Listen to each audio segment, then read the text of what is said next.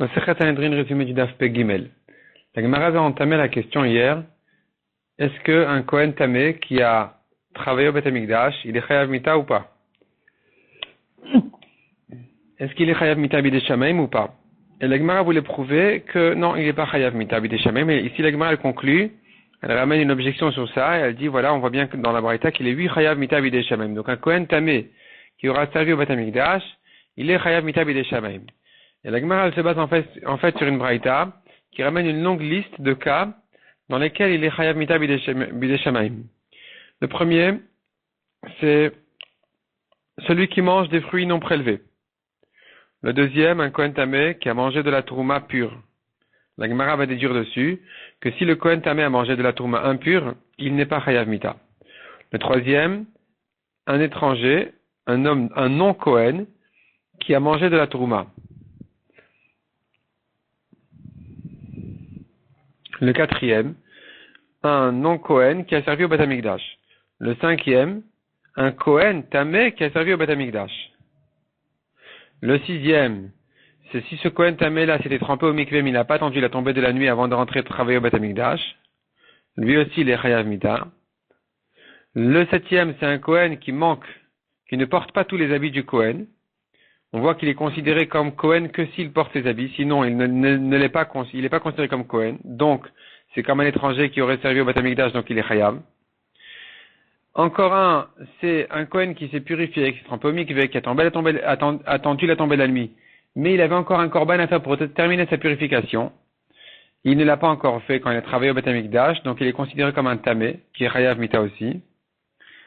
Encore un, c'est s'il n'a pas fait Rechitzat Yadayim Veragalim, il ne s'est pas lavé les mains et les pieds avant de travailler au Beth Amikdash. Et enfin, celui qui a bu du vin, ou bien qui avait des longs cheveux, un Kohen qui a bu du vin ou qui avait des longs cheveux quand il a travaillé au Beth Amikdash. Ce cas-là aussi a été comparé au vin, et de même que concernant le vin, la Torah a dit qu'il est Chayav Mita, de la même manière concernant les longs cheveux, il est Chayav aussi Mita. Cependant, dit la Braïta, un Kohen qui n'a pas fait la Mila, ou bien qui a perdu un proche, qui n'a pas encore été enterré, ou bien qui a fait la avoda alors qu'il était assis, dans ces trois cas-là, c'est interdit mina Torah, oui, mais il n'est pas Chayav Mita Bidei Shamaim. La Gemara par la suite va ramener les drashot des psukim sur tous ces cas-là, à chaque fois dont on apprend. D'où on apprend qu'il est Chayav Mita Bidei Shamaim. On se base aussi sur un passage concernant la tourma. Un Kohen Tamé qui a mangé de la tourma, c'est écrit dans la Torah clairement qu'il est Chayav Mita Bidei Shamaim. Ça va nous servir aussi de référence pour d'autres cas qui seront appris par une Gzera Shava de ce cas-là, pour dire que dans les autres cas aussi, comme par exemple dans Tevel, donc des fruits non prélevés, pour dire qu'il est Chayav Mita Bidei Shamaim. Et par la suite, il y a encore d'autres cas que la Gemara va comparer à la Trouma.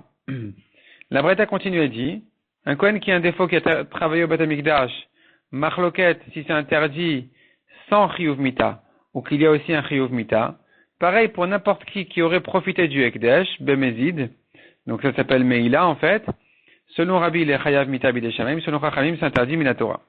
Et voilà qu'ensuite la Gemara donc finalement nous ramène les drachas des psukim pour apprendre tous les cas sur lesquels il est Chayav Mita Bidei Shamaim. Et donc ça se prolonge tout au long du daf.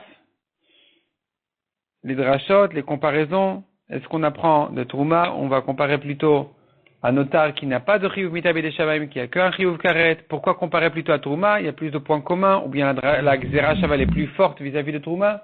Et donc finalement c'est plutôt la Trouma qui va nous servir comme référence dans certains cas, pour dire que s'il les a fait, comme dans le cas de Tevel, ou comme dans le cas d'un Kohen qui a travaillé au Beth Amikdash, alors qu'il était tamé, qu'il est Chayav Mita Bidei Shamaim.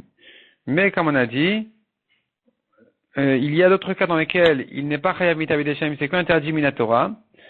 Par exemple, un Kohen qui n'a pas fait la Mila, ou qui a perdu un proche, ou qui a fait la voda assis, dans ces cas-là, il n'est pas Chayav Mita Bidei Shamaim, et la Gemara va le prouver des psukim dans Yechezkel.